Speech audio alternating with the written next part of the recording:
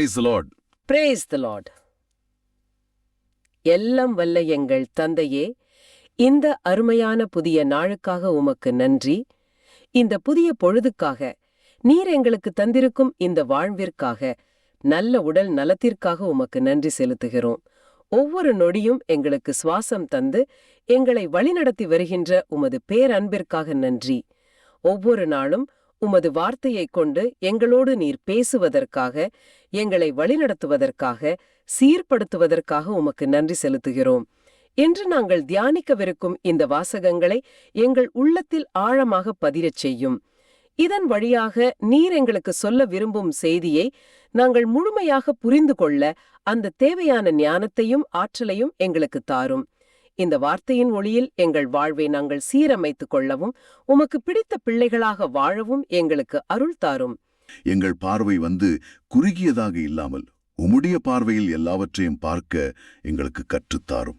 இந்த மன்றாட்டை எங்கள் சகோதரராகிய இயேசுவின் பெயரில் உம்முன் வைக்கிறோம் அப்பா. ஆமென். இன்று நாம் சிந்திக்க இருக்கும் வாசகங்களோட ஆன்மாவை புரிந்து கொள்ள ஒரு சிறிய ஸ்டோரி சொல்லுங்க. ஒரு பெரிய இசைப்பள்ளியில உலக புகழ்பெற்ற வயலின் கலைஞரை தேர்ந்தெடுக்க ஒரு போட்டி நடக்குது. நிறைய பேர் வராங்க, அவங்க திறமைகளை காட்டுறாங்க. சரி. கடைசியா வந்தவர் பார்க்க ரொம்ப எளிமையா ஒரு பழைய வயலினோட இருக்காரு. அங்கிருந்து நிர்ணயகர்கள் எல்லாம் அவர் ஒரு மாதிரி ஏளனமா பாக்குறாங்க.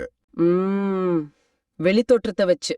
ஆமா, ஆனா அவர் வாசிக்க ஆரம்பிச்சதும் அந்த அரங்கமே ஒரு தெய்வீக இசையில மூழ்கிடுது. அப்போதான் அவங்களுக்கு புரிஞ்சிருக்கும். நிச்சயமா, வெளித்தோட்டத்தை கண்டு ஏமாந்த அந்த நிர்ணயாயகர் உண்மையான திறமை உள்ளத்திலிருந்தே வருதுங்கிறத உணர்ந்தாங்க. ரொம்ப அழகான ஸ்டோரிங்க.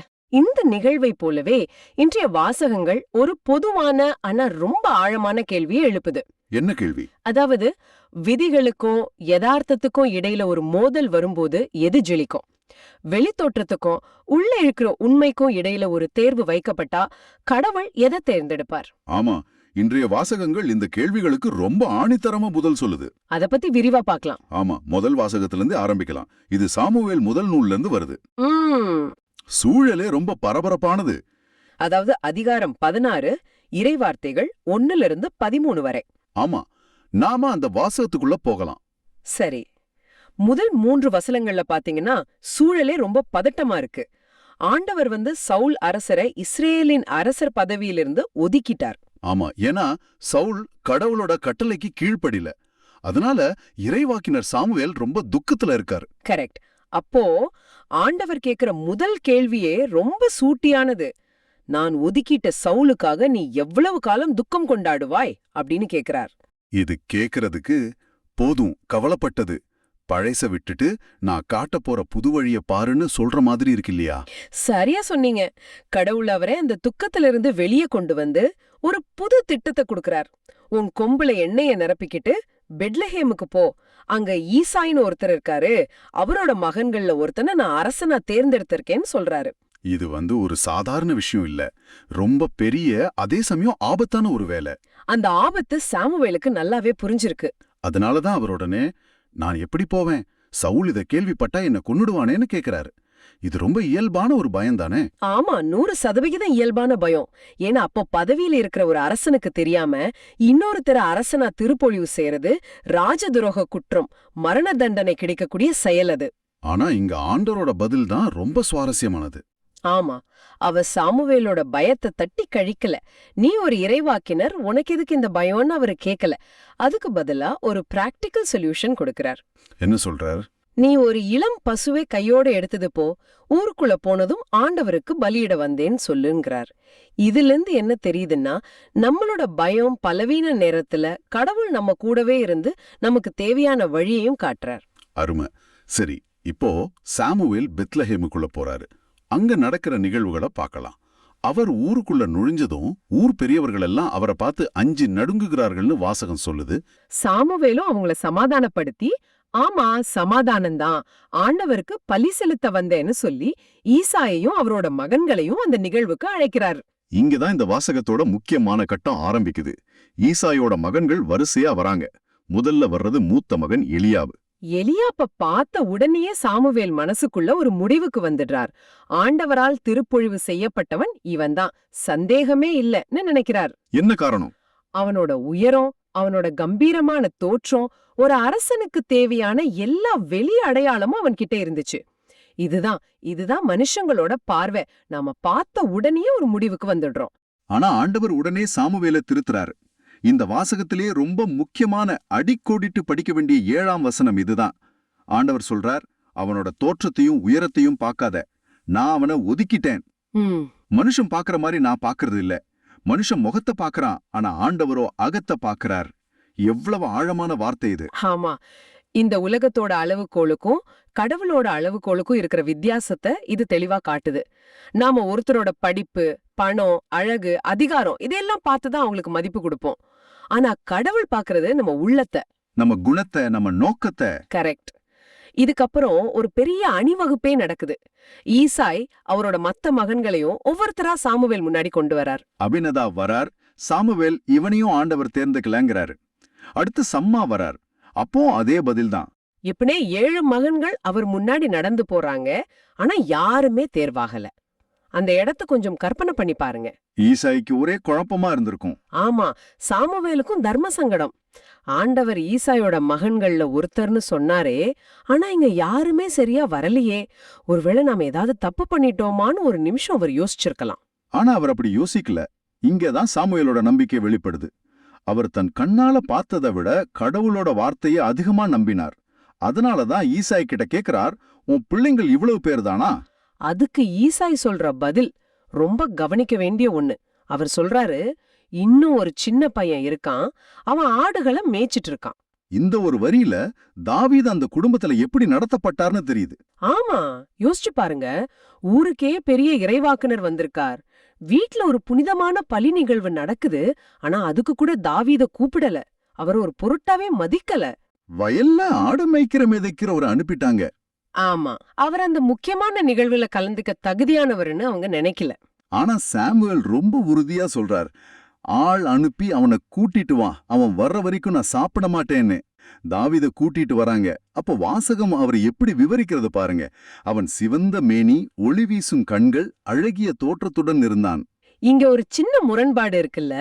தோற்றத்தை பார்க்காதேன்னு சொன்ன கடவுள், தேர்ந்தெடுத்த ஆள் ரொம்ப அழகா இருக்காரே. ஆமா, இது ஒரு அருமையான கேள்வி. இதுல இருந்து நாம புரிஞ்சுக்க வேண்டியது என்னன்னா, அழகு ஒரு தகுதி குறைவு கிடையாது. ஆனா அழகு மட்டுமே தகுதியும் கிடையாது. ஓஹோ, சரி சரி.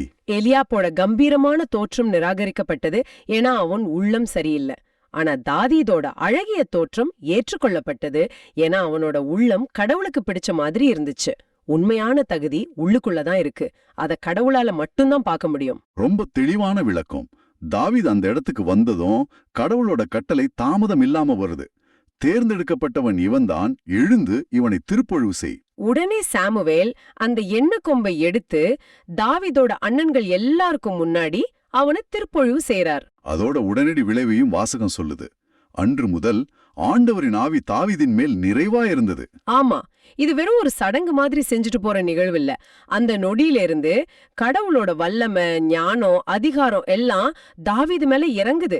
ஒரு சாதாரண ஆடு மேய்க்கிற பையனோட வாழ்க்கை அந்த ஒரு நொடியில இஸ்ரேலோட வருங்கால அரசன்ங்கிற திசைக்கு மாறுது. இந்த முழு நிகழ்வுல இருந்து நாம எடுத்துக்க வேண்டிய முக்கியமான பாடம் என்னன்னா, மனுஷங்க எதை முக்கியங்களேன்னு ஒதுக்குறாங்களோ அதுக்குள்ளதான் கடவுள் ஒரு பெரிய பொக்கிஷத்தை ஒழிச்சு வச்சிருக்கார். உண்மைதான்.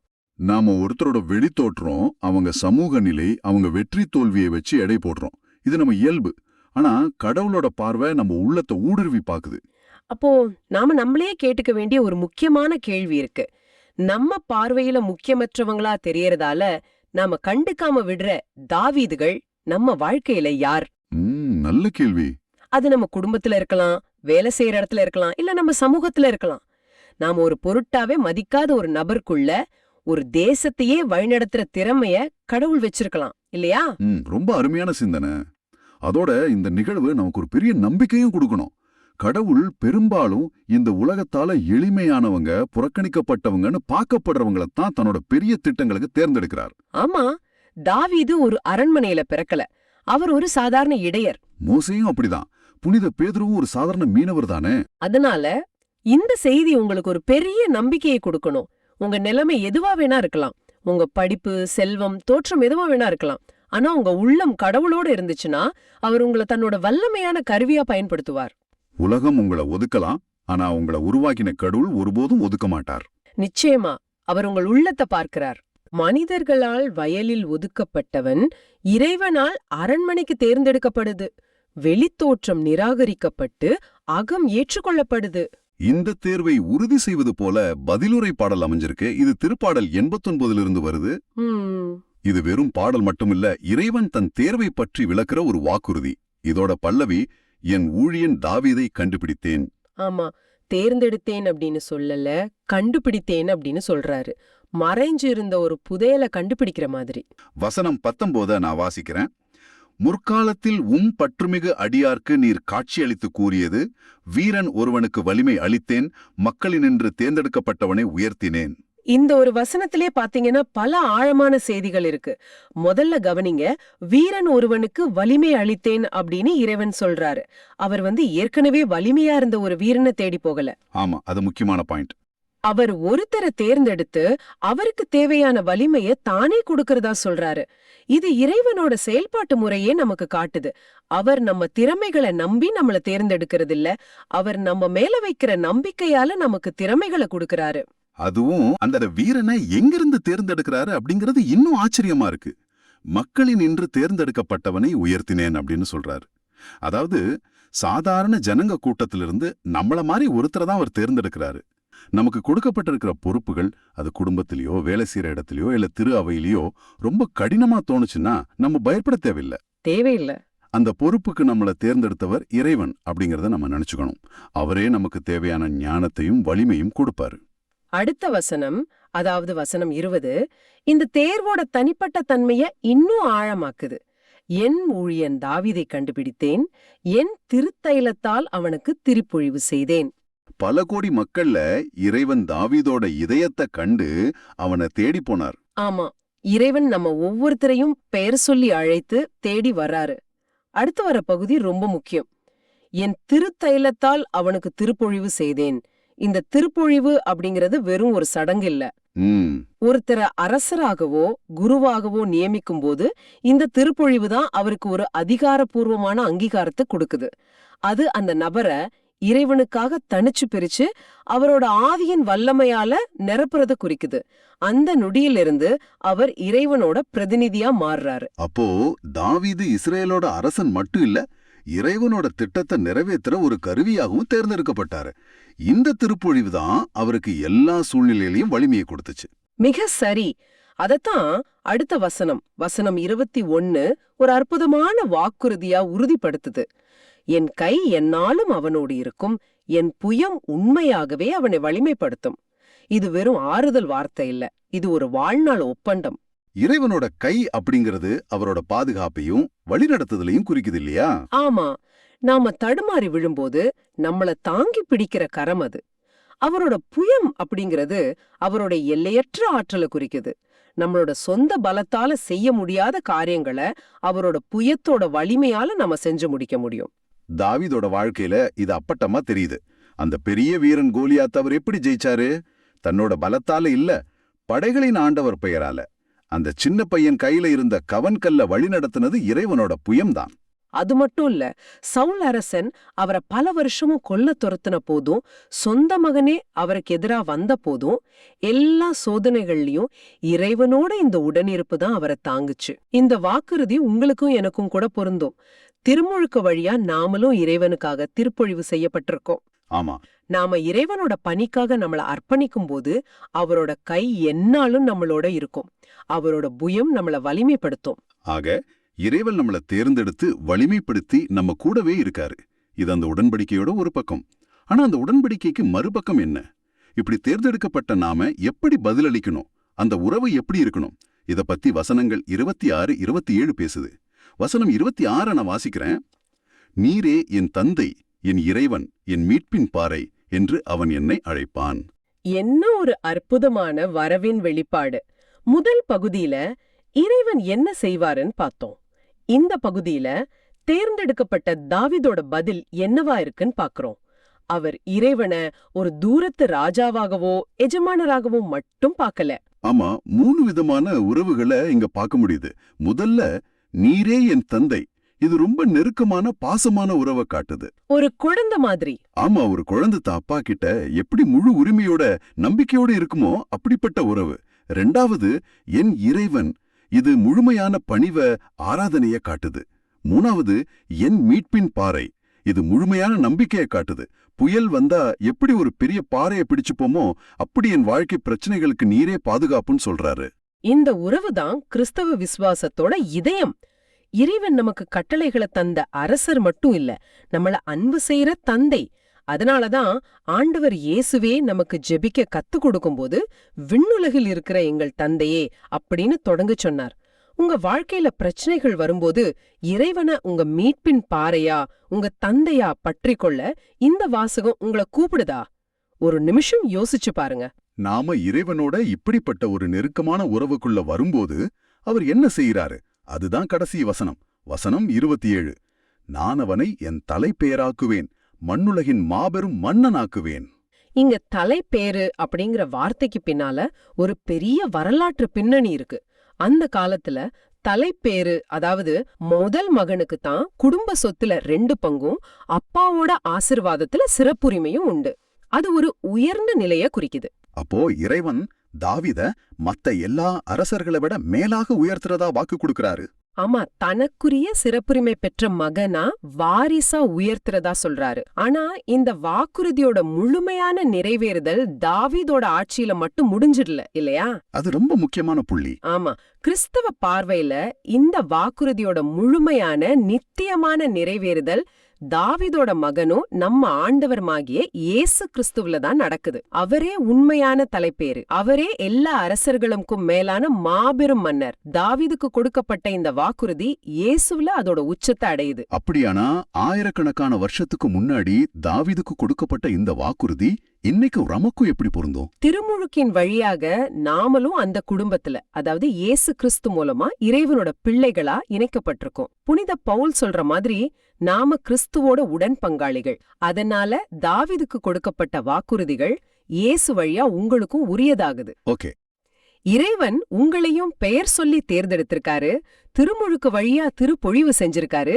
என் கை என்னாலும் உன்னோடு இருக்கும்னு வாக்கு கொடுக்கறாரு. அவர் நம்மள தம்முடைய பிள்ளைகளாக்கி நிலைவாழ்வுங்கிற உரிமை பேற்ற தர்றதா வாக்களிச்சிருக்காரு. ஆக இன்னைக்கு நம்ம சிந்திச்ச அந்த திருப்பாடல் நமக்கு சொல்றது இதுதான். இறைவன் நம்மள நம்ம தகுதியை பார்த்து தேர்ந்தெடுக்கிறது இல்ல, அவர் நம்ம இதயத்தை பார்த்து நம்மள தேர்ந்தெடுத்து தன்னோட பணிக்காக வலிமைப்படுத்தி நம்ம கூட என்றென்றைக்கும் இருக்காரு. நம்மளோட பதில் என்னவா இருக்கணும்? தாவீத போல முழுமையான நம்பிக்கையோடையும் அன்புரிமையோடையும் நீரே என் தந்தை, என் இறைவன், என் மீட்பின் பாறை அப்படிங்கறதா இருக்கணும். அப்படி நம்ம அவரை நெருங்கி போகும்போது அவரும் நம்மள தன்னோட அன்பு பிள்ளைகளா உயர்த்தி ஆசீர்வதிச்சு வழி நடத்துவாரு.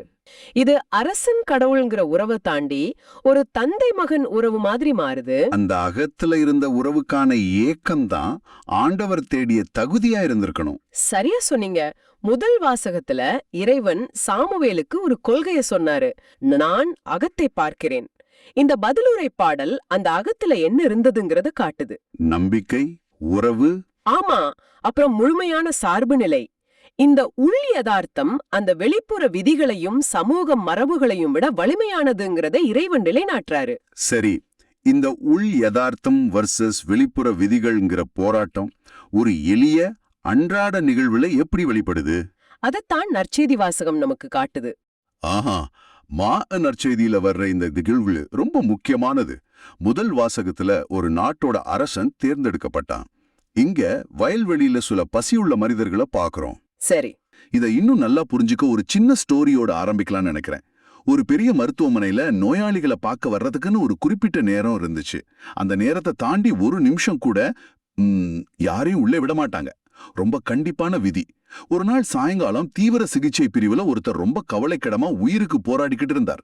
அப்போ அவரோட ஒரே மகன் அப்பாவை பார்க்கணும்னு பதறி அடிச்சு ஓடி வர்றான். ஆனா பார்வையாளர் நேரம் முடிஞ்சிடுச்சு. அங்கிருந்த செவிலியர் ரூல்ஸ் படி உள்ளே விட முடியாதுன்னு சொல்றாங்க. அந்த பையனோட கண்கள்ல இருந்த வலியையும், ப்ளீஸ் என் அப்பாவை கடைசியா ஒரு முறை பாத்துக்கிறேன்னு அவன் கெஞ்சுறதையும் பார்த்த அந்த செவிலியருக்கு மனசுக்குள்ள ஒரு பெரிய போராட்டம். ஒரு பக்கம் ஹாஸ்பிட்டல் ரூல்ஸ், இன்னொரு பக்கம் ஒரு மகனோட பாசம், உயிருக்கு போராடுற ஒருத்தரோட கடைசி ஆசை. எது பெருசு? ஒரு நிமிஷம் யோசிச்சு மனசாட்சி சொன்னதை கேட்டாங்க. யாருக்கும் தெரியாம அந்த பையனை அவங்க அப்பா இருந்த அறைக்குள்ள கூட்டிட்டு போனாங்க. அந்த மகன் தன் தந்தையோட கைகளை பிடிச்சுக்கிட்டு கண்ணீரோட ஜெபம் செஞ்சான். கொஞ்ச நேரத்திலேயே அந்த அப்பா ரொம்ப அமைதியா உயிர் நீத்தார். இப்போ அந்த செவிலியர் சட்டத்தை மீறி இருக்கலாம், ஆனா மனிதாபிதங்கிற ஒரு பெரிய சட்டத்தை அவங்க நிறைவேற்றினாங்க. சட்டத்தோட எழுத்தை விட அதுக்கு உயிர் கொடுக்கிற அன்பு எவ்வளவு முக்கியம்னு இந்த நிகழ்வு நமக்கு உணர்த்துது. ரொம்ப அருமையான ஒரு ஸ்டோரி. எபேசியர் 1:17-18. அதுல பவுலடியார் ஞானமும் வெளிப்பாடும் தரும் தூய ஆவியும் உங்களுக்கு கடவுள் தரணும்னு ஜெபிக்கிறார். எதுக்காக அப்படி ஜெபிக்கிறார்? கடவுளுடைய அழைப்பு உங்களுக்கு எத்தகைய எதிர்நோக்கை தந்துள்ளது என்பதை நீங்கள் அறியுமாறு அப்படிங்கிறார். அந்த ஞானத்தோட அந்த வெளிப்பாட்டோட வெளிச்சத்துல தான் நாம இன்னைக்கு இந்த நற்செய்தியை அணுக போறோம். சரி, அப்ப அந்த நிகழ்வுக்குள்ளேயே போலாம். இயேசுவும் அவருடைய சீடர்களும் ஒரு ஓய்வு நாள்ல வயல்வெளி வழியா நடந்து போய்கிட்டு இருக்காங்க. அப்போ சீடர்களுக்கு பசிக்குது. அதனால வழியில் இருந்த கதிர்களை கையால பறிச்சு கசக்கி சாப்பிடுறாங்க. இது கேட்கறதுக்கு ரொம்ப இயல்பான ஒரு விஷயமா தெரியுது. பசிக்குது, கையில கிடைச்சதா சாப்பிடுறாங்க. இதுல என்ன தப்பு இருக்க முடியும்? ஆமா, நமக்கு அது ரொம்ப இயல்பான விஷயமா தெரியுது. ஆனா அங்க ஒளிஞ்சிருந்து பாத்துக்கிட்டு இருந்த பரிசேயர்களுக்கு இது ஒரு பெரிய குற்றம். அவங்க உடனே இயேசுகிட்ட வந்து, பாரும், ஓய்வு நாள்ல செய்யக்கூடாத ஏன் இவங்க செய்யறாங்கன்னு புகார் சொல்றாங்க. நமக்கும் தோணும், கதிரை பறிச்சு சாப்பிடுறத எப்படி ஒரு வேலையாகும்னு. ஆனா பரிசேயர்களோட பார்வையில இது ஒரு சாதாரண விஷயம் இல்ல. அவங்கள அந்த காலத்தோட ரொம்ப கண்டிப்பான சட்ட வல்லுனர்கள், ஒரு கான்ஸ்டிடியூஷனல் லாயர்ஸ் மாதிரி நினைச்சுக்கோங்க. அவங்க சட்டத்தை எழுத்துக்கு எழுத்து அப்படியே பின்பற்றுவாங்க. ஓ, அவங்களோட சட்ட புத்தகத்தின்படி ஓய்வு நாள்ல 39 வேலைகள் தடை செய்யப்பட்டிருந்தது. அதுல ஒண்ணு அறுவடை. அறுவடையா? ஆமா, கதிர்களை கொய்வது அவங்க பார்வையில அறுவடை செய்யறதுக்கு சமம். அதனாலதான் இது ஒரு பெரிய குற்றமா அவங்களுக்கு தெரிஞ்சது. ஓ, அப்போ இது சட்ட ரீதியான ஒரு பிரச்சனை. அவங்க பார்வையில சீடர்கள் சட்டத்தை மீறிட்டாங்க. இந்த குற்றச்சாட்டுக்கு இயேசுவோட பதில் ரொம்பவே சுவாரஸ்யமா இருக்கு. அவர் இல்ல, அவங்க செஞ்சது தப்பில்லைன்னோ பசிச்சா சாப்பிடலாம்னோ நேருக்கு நேரா வாதாடல. அதுக்கு பதிலா அவங்களுக்கே நல்லா தெரிஞ்ச ஒரு பழைய நிகழ்வை வச்சு ஒரு கவுண்டர் கொஸ்டின் கேட்கிறாரு. அதேதான். தாவீதும் அவரோடு இருந்தவங்களும் பசியா இருந்தபோது என்ன செஞ்சாங்கன்னு நீங்க வாசிச்சது இல்லையான்னு கேட்கிறாரு. இது அவங்களுக்கு பெரிய அதிர்ச்சியா இருந்திருக்கும். ஏன்னா திருவிவிலியத்தை கரைச்சு குடிச்சவங்க அவங்க. நிச்சயம். அவங்களுடைய சொந்த புத்தகத்திலிருந்தே இயேசு ஒரு உதாரணத்தை எடுக்கிறாரு. மிக சரியான புள்ளி. இயேசு இங்கே ஒரு மாஸ்டர் மூவ் பண்றார். அவர் அவங்க மொழியிலேயே பேசுறார். அவர் குறிப்பிடுற அந்த நிகழ்வு 1 சாமுவேல் 21 வருது.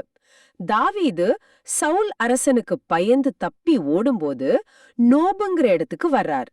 அங்கே குரு அகிமெலக்கிட்ட தனக்கும் தன்னோட ஆட்களுக்கும் சாப்பிட ஏதாவது கேக்குறார். ஆனா அந்த குரு கிட்ட சாதாரண அப்பம் எதுவும் இல்ல. ஆனா கடவுளோட திருமுன்னில சந்நிதியில வைக்கப்பட்டிருந்த திருக்காட்சி அப்பங்கள் மட்டும் இருக்குன்னு சொல்றார். ஓ, அந்த புனிதமான அப்பங்கள். ஆமா, இந்த அப்பங்கள் சாதாரணமானவை இல்ல. அது கடவுளுக்கும் இஸ்ரேல் மக்களுக்கும் இடையேயான உடன்படிக்கையின் அடையாளம். சட்டப்படி குருக்களை தவிர வேற யாருமே அதை சாப்பிடக்கூடாது. அது ஒரு புனிதமான பொருள். கண்டிப்பா. ஆனா அந்த அவசர நிலையில பசியோட தீவிரத்தை மனசிலாக்கி குரு அந்த அப்பங்களை தாவீதுக்கு கொடுக்கிறார். தாவீதும் அதை வாங்கி தானும் சாப்பிட்டு தன்னோட ஆட்களுக்கும் கொடுக்கிறார். அப்போ சட்டப்படி பார்த்தா தாவீது செஞ்சது ஒரு பெரிய தப்பு. ஆனா அந்த நிகழ்வை திருவிவிலியமே ஒரு குற்றமா பார்க்கல. இதத்தான் இயேசு இப்போ சுட்டி காட்டுறாரா? எக்ஸாக்ட்லி. இயேசு என்ன கேட்க வர்றாருன்னா, உங்களுடைய வரலாற்றின் மிகப்பெரிய நாயகனான தாவீதே மனித உயிரோட அடிப்படை தேவையான பசிய போக்குறதுக்காக ஒரு புனிதமான சமய சட்டத்தை மீறினப்போ அத உங்களுடைய திருவிவிலியமே சரிதானே ஏத்துக்குது. ஆனா ஏன் சீடர்கள் பசிக்காக கொஞ்சம் கதிர்களை பறிச்சு சாப்பிட்டத நீங்க ஏன் இவ்ளோ பெரிய குற்றமா பாக்குறீங்க? இதுதான் அவரோட கேள்வியோட உள்ளர்த்தம். சட்டத்தை விட மனிதனோட தேவை முக்கியங்கிறத அவங்களுடைய சொந்த சட்ட புத்தகத்துல இருந்தே ஒரு சான்றை எடுத்து அவங்க முகத்துக்கு முன்னாடி வைக்கிறார். ஆமா, இது ஒரு சட்டபூர்வமான வாதம்னே சொல்லலாம். ஒரு பிரசிடென்ட்ட, அதாவது ஒரு முன்னுகாவ மேற்கோள் காட்டி வாதாகிறார். இந்த வரலாற்று நிகழ்வை சுட்டிக்காட்டினதுக்கு அப்புறம் இயேசு இந்த விவாதத்தோட மைய கருத்துக்கு வர்றார். இதுதான் அவரோட போதனையோட உச்சம்னு நினைக்கிறேன். அவர் சொல்றார், ஓய்வு நாள் மனிதருக்காக உண்டாக்கப்பட்டது, மனிதர் ஓய்வு நாளுக்காக உண்டாக்கப்பட்டவர் அல்ல. இந்த ஒரு வரி சட்டங்களை பற்றிய நம்முடைய மொத்த பார்வையுமே மாத்தி போடுற மாதிரி இருக்கு. ஆமா, இது ஒரு புரட்சிகரமான பார்வை. பரிசேயர்களோட உலகத்துல மனிதன் சட்டத்துக்காக படைக்கப்பட்டான், சட்டத்துக்கு கீழ்ப்படியறது தான் அவனோட முதல் கடமை.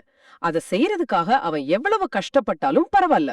ஆனா இயேசு இந்த பிரமிட தலைகீழா மாத்துறார். எப்படி? கடவுள் ஏன் ஓய்வு நாள் சட்டத்தை கொடுத்தார்? அதோட உண்மையான நோக்கம் என்ன? மனிதன் 6 நாள் உழைச்சு களைச்சு போறான். அவனுக்கும் அவன் நேல வாங்குற விலங்குகளுக்கும் ஓய்வு வேணும். அவன் தன் குடும்பத்தோட நேரம் செலவிடணும். எல்லாத்துக்கும் மேல அவனை படைச்ச கடவுளை நினைச்சு பார்த்து அவரோட உறவை புதுப்பிக்கணும். இவ்வளவு நல்ல நோக்கங்களுக்காகத்தான் ஓய்வு நாள் உருவாக்கப்பட்டது. ஆக சட்டம்ங்கிறது மனிதனுக்கு நன்மை செய்ய, அவனுக்கு சேவை செய்ய உருவாக்கப்பட்ட ஒரு கருவி. ஆனா பரிசேயர்கள் என்ன செஞ்சாங்க? அந்த கருவிய எஜமானாக்கி மனிதனை அதுக்கு அடிமையா மாத்திட்டாங்க. நாமளும் நம்ம வாழ்க்கையில சில சமயம் இப்படிதானே நடந்துக்கிறோம். சில விதிகள், சில மரபுகள், சில பழக்க வழக்கங்களை ரொம்ப இறுக்கமா பிடிச்சுக்கிட்டு அதுக்கு முன்னாடி இருக்கிற மனிதனே மறந்துடுறோம். இந்த விதியை கடைபிடிக்கிறேன்னு சொல்லி பக்கத்துல உதவி தேவைப்படுற ஒருத்தரை கவனிக்காம போயிடுறோம் இல்லையா? நிச்சயமா. கடவுளோட சட்டங்களோட உண்மையான நோக்கம் அன்பு காட்டுறதும் இரக்கம் காட்டுறதும் தான். ஆனா நாம அதை வெறும் சடங்குகளா மாத்திடுறோம். இந்த வாசகம் நம்ம எல்லாம் ஒரு சுய பரிசோதனை செய்ய சொல்லுது. நம்மளோட கிறிஸ்தவ வாழ்க்கையில நாம எத்தனையோ விஷயங்களை பின்பற்றோம். ஞாயிற்று திருப்பலி, வெள்ளிக்கிழமை நோன்பு, இன்னும் பல.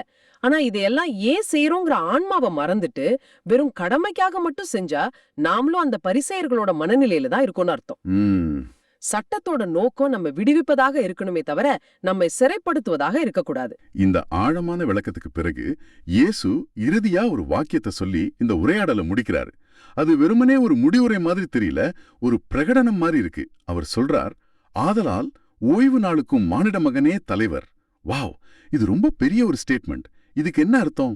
இதுதான் இந்த முழு நிகழ்வோட கிளைமேக்ஸ். இதுவரைக்கும் இயேசு சட்டத்துக்கு சரியான விளக்கம் கொடுத்துக்கிட்டு இருந்தார். ஒரு சிறந்த ரப்பிய போல சட்டத்தை எப்படி புரிஞ்சுக்கணும்னு பாடம் எடுத்தார். ஆனா இந்த கடைசி வரியில அவர் தன்னை ஒரு போதகர் நிலையிலிருந்து உயர்த்திக்கிறார். அவர், நான் சட்டத்தை விளக்குபவன் மட்டுமல்ல, நானே சட்டத்திற்கு தலைவர்னு பிரகடனம் செய்றார். இது ஒரு மிகப்பெரிய அதிகாரத்தை உரிமை கூறுதல். அந்த மானிட மகன்கிற வார்த்தைக்கு ஏதாவது குறிப்பிட்ட அர்த்தம் இருக்கா? ஏன் அவர் தன்னை அப்படி சொல்லிக்கிறார்? ரொம்ப முக்கியமான கேள்வி. மானிட மகன்கிற பதம் பழைய ஏற்பாட்டுல தானியேல் இறைவாக்கினர் புத்தகத்துல 7ஆம் அதிகாரம் 13வது வசனத்துல வருது. அங்கே வானத்து மேகங்கள் மேல வர்ற மானிட மகன் ஒருவருக்கு ஆட்சி உரிமையும் மாட்சியும் அரசும் கொடுக்கப்பட்டதாகவும் எல்லா இனத்தாரும் நாட்டினரும் அவரையே பணிவார்னு சொல்லப்பட்டிருக்கும். ஓ, அது மெசியாவை குறிக்கிற ஒரு பட்டமா? ஆமா, அது ஒரு தெய்வீகமான நபரு, மெசியாவை குறிக்கிற ஒரு பட்டம். அந்த இறைவாக்கு தன்னிடம்தான் நிறைவேறி இருக்குன்னு இயேசு இங்கே சூசகமா சொல்றாரு. ஓய்வு நாளை உருவாக்குன கடவுளோட அதிகாரம் தனக்கும் இருக்குன்னு அவர் சொல்றாரு. எளிமையா சொன்னா, இந்த சட்டத்தை எழுதினதே நான் தான். அதனால அதோட உண்மையான நோக்கத்தை விளக்குறதுக்கும் தேவைப்பட்டா அதை மாற்றி அமைக்கிறதுக்கும் எனக்கு முழு அதிகாரம் இருக்குன்னு அவர் சொல்றாரு. அப்ப இது வெறும் கதிர்களை பறிச்சதை நியாயப்படுத்துற ஒரு வாதம் இல்ல, இது அதை விட ரொம்ப பெரியது. இயேசு தன்னுடைய தெய்வீக அதிகாரத்தை இங்க நிலைநாட்டுறாரு. அவர் சட்டத்தை அழிக்க வரல, அதை அன்பை கொண்டு முழுமைப்படுத்த வர்றாருன்னு புரியுது. மிகச்சரியா சொன்னீங்க. அவர் சட்டத்தின் எழுத்துக்களிலிருந்து நம்மை விடுவித்து அதன் ஆன்மாமான அன்புக்கு நேரா நம்மை கூட்டிட்டு போறாரு. பரிசேயர்கள் சட்டத்தை ஒரு முடிவாக பார்த்தாங்க. இயேசுவோ சட்டத்தை அன்பை நோக்கிய ஒரு வழியாக பார்க்கிறாரு. இதுதான் அடிப்படை வித்தியாசம். அப்போ நம்ம தொடக்கத்துல வாசிச்ச எபேசியர் வாசகத்தோட இதை இணைச்சு பார்க்கலாம். பவுல் அடியார் வேண்டுனது போல இந்த நற்செய்தி நமக்கு என்ன ஞானத்தையும் வெளிப்பாட்டையும் தருது. சட்டங்களோட கடினமான பிடியில சிக்கி எது சரி எது தப்புன்னு ஒரு கணக்கு போட்டுக்கிட்டே வாழ்ற நம்மள இயேசு விடுவிக்க வர்றார். சட்டத்தை விட மனிதன் முக்கியம், அன்பே எல்லா சட்டங்களையும் விட மேலானதுங்கிற ஒரு பெரிய ஞானத்தை நமக்கு தர்றார். ஆமா, கடவுளோட அழைப்பு தர்ற எதிர்நோக்கம் அதுதான். சட்டங்களோட சுமையிலிருந்து விடுதலை பெற்று இயேசு காட்டுற இரக்கத்தோட பாதையில நடக்கிறது.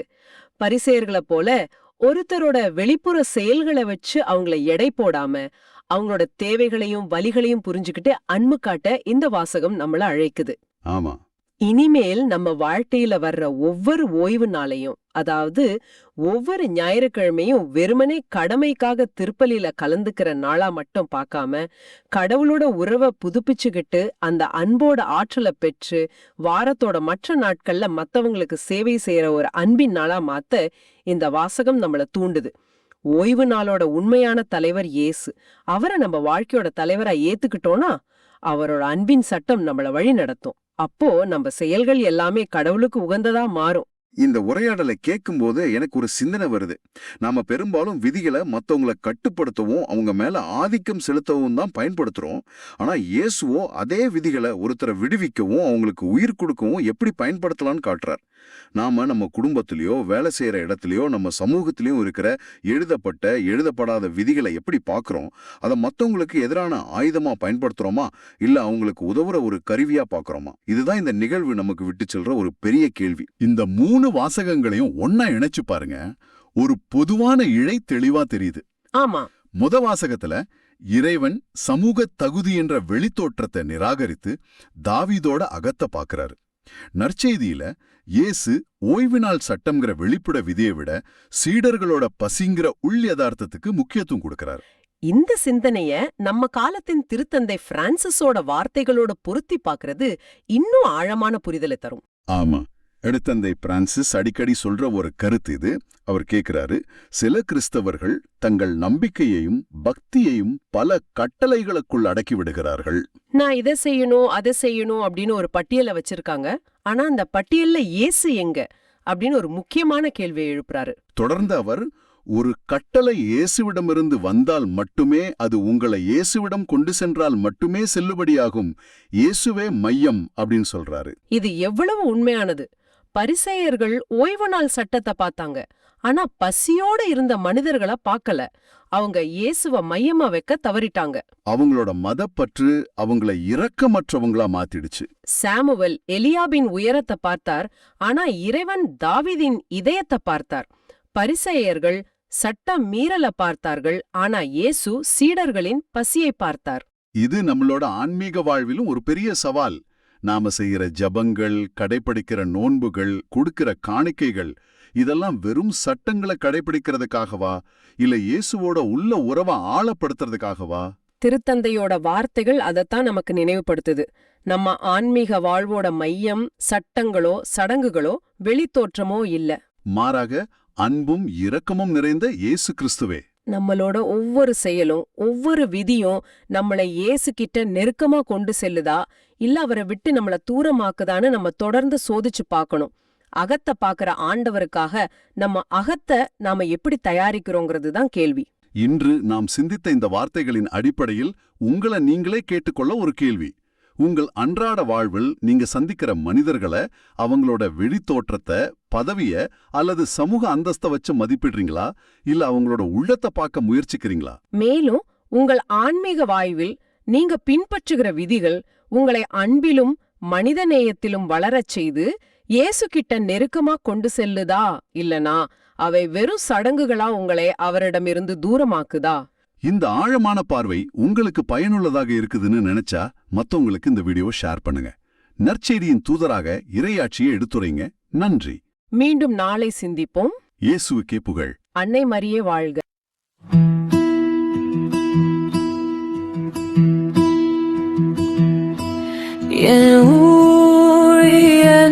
தாவீதை நான் கண்டு பீடித்தேன். ஊழியன் தாவீதை நான் கண்டு பீடித்தேன்.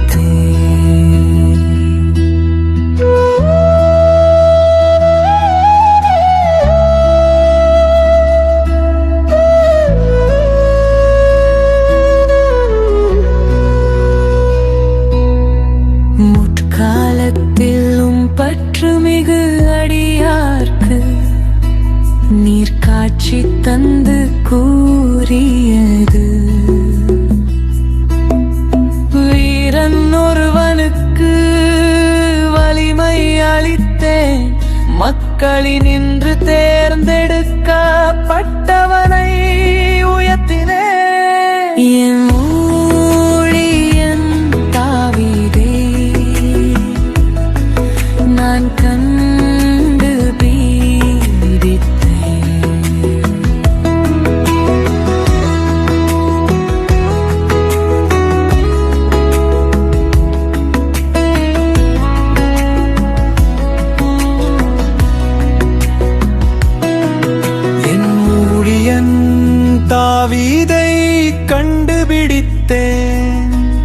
என் திருத்தைலத்தால் அவனுக்கு திருப்பொழிவு செய்தேன்.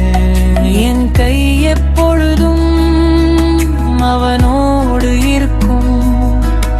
என் புயம் உண்மையாகவே அவனை வலிமைப்படுத்தும்.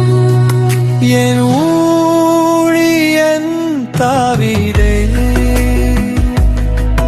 நான் கண்டு பீடித்தேன்.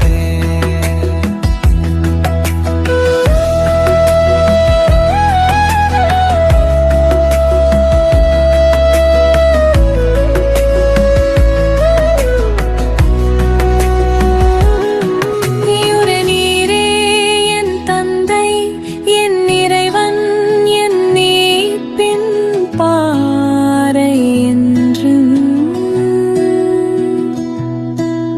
அவன் என்னை அழைப்பான், நான் அவனை என் தலைப்பேறு ஆக்குவேன்.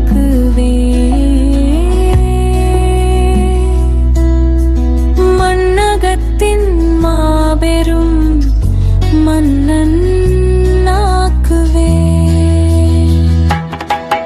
என் ஊழியன் தாவீதை நான் கண்டு பீடித்தேன். என் ஊழியன் தாவீதை நான் கண்டு பீடித்தேன். என் ஊழியன் தாவீதை நான்